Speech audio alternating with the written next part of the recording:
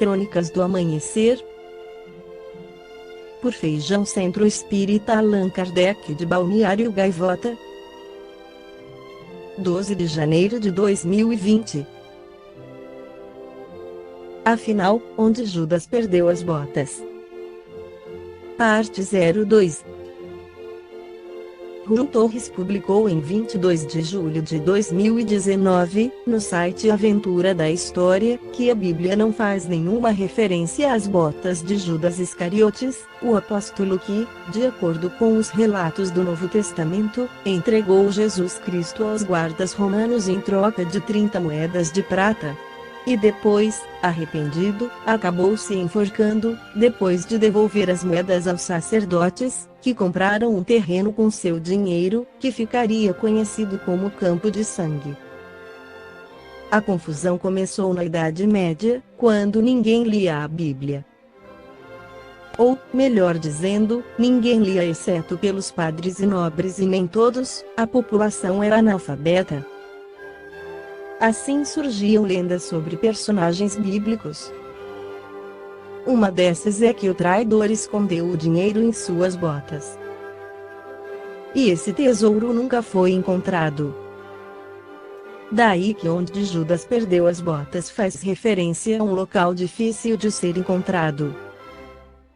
Note que isso contradiz a narrativa dos evangelhos, na qual o dinheiro nunca foi perdido.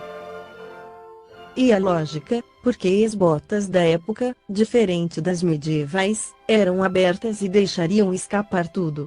Muitas vezes, algumas expressões idiomáticas ganham corpo baseadas em crenças da religiosidade popular, sem ter tradição bíblica ou teológica, diz Josias da Costa Júnior, mestre em Ciências da Religião da Universidade Estadual Paulista Unesp.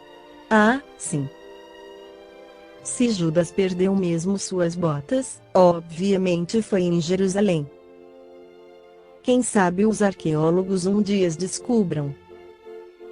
Narra mais um trecho sobre Judas, o espírito Humberto de Campos pela psicografia de Francisco Cândido Xavier no livro Lázaro Redivivo que quando Judas, obcecado pela ambição, procurou avistar-se com Caifás, no Sinédrio, trazia a cabeça incendiada de sonhos fantásticos.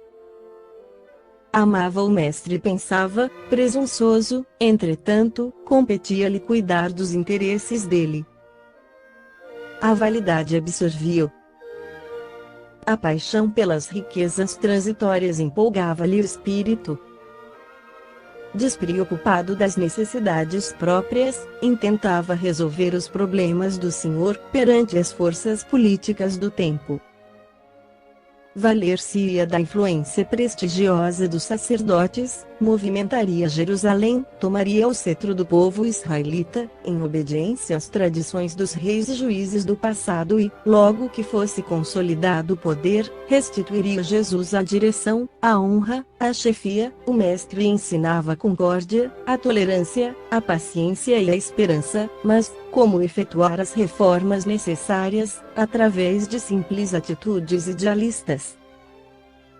E o discípulo, em atitude de homem escravizado à ilusão, aguardava Caifás, que não se fez esperar muito tempo. Na sala enorme, iniciaram discreta conversação. O sumo sacerdote, após abraçá-lo com fingida simpatia, observou, em tom cordial com que então o templo tem a felicidade de contar com a sua valiosa colaboração. Ah, sim, é verdade, exclamou o leviano aprendiz, sentindo-se envaidecido. Caifás, consciente da própria importância na administração de Jerusalém, voltou a dizer: precisávamos de alguém, com bastante coragem, para salvar o Messias Nazareno. Oh, sim, disse Judas, contente, compreendo a situação. De fato, prosseguiu o chefe do templo, necessitamos de um rei que nos restaure a liberdade política e, em boa hora, os galileus nos oferecem tal oportunidade.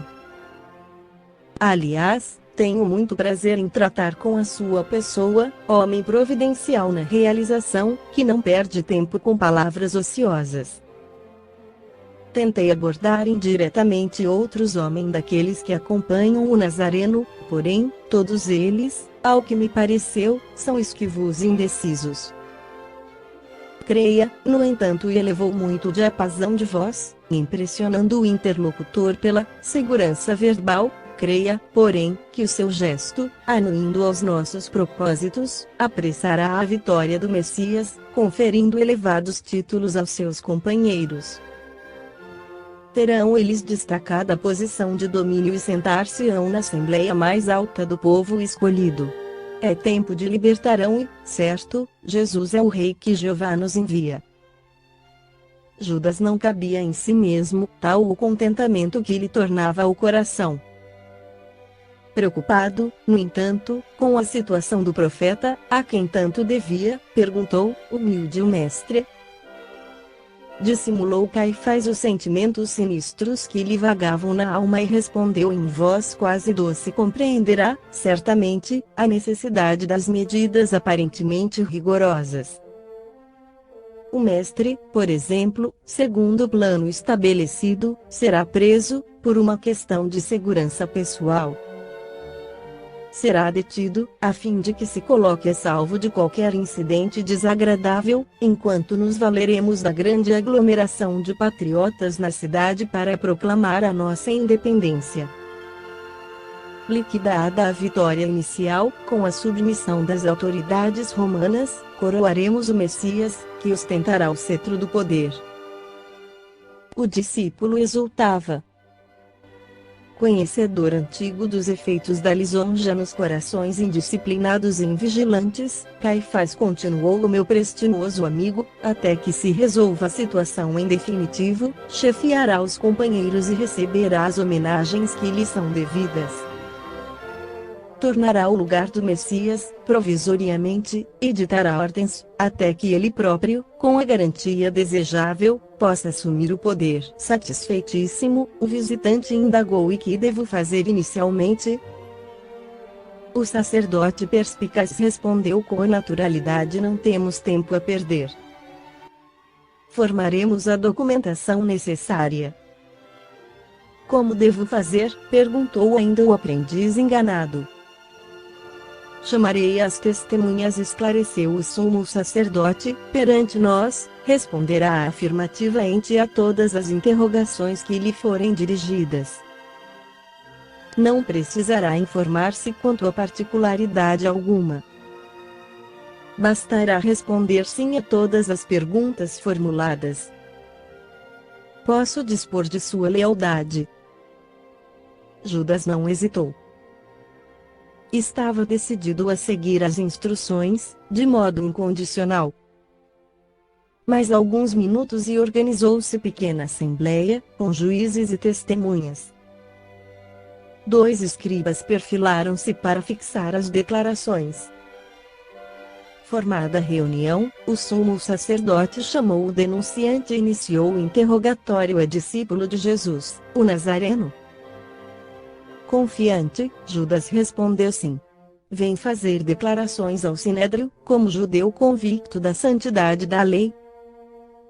Sim. Afirma que o Messias Nazareno pretende ser o rei de Israel? Sim. Assegura que ele promete a revolução contra o poder de César e a autoridade de Antipas?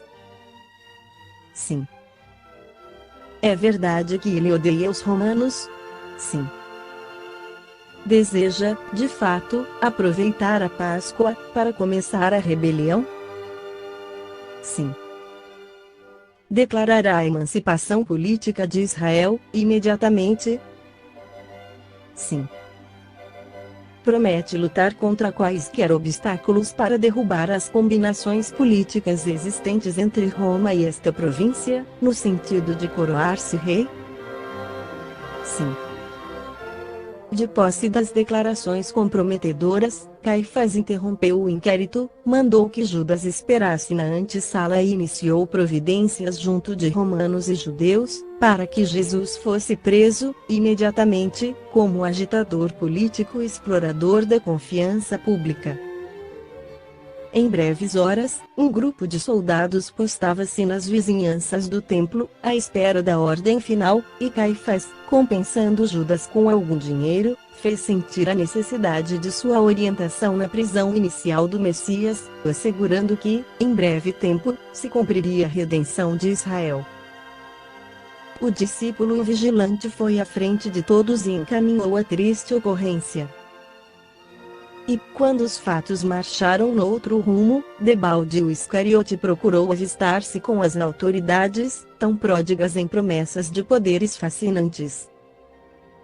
Fim do processo de humilhações, encarceramento, martírio e condenação de Jesus. O aprendiz infiel conseguiu encontrar o sumo sacerdote e alguns intérpretes da lei antiga, em animada conversação no sinédrio.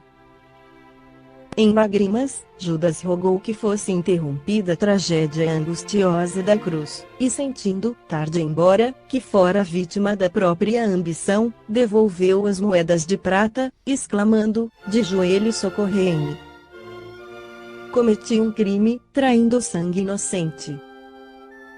A vaidade perdeu-me, tende compaixão de mim. Os interpelados, porém, como velhos representantes da ironia humana, responderam simplesmente que nos importa? Isso é contigo. Esta foi a crônica do amanhecer de 12 de janeiro de 2020. Por Feijão Centro Espírita Allan Kardec de Balneário Gaivota. Que a paz esteja com todos.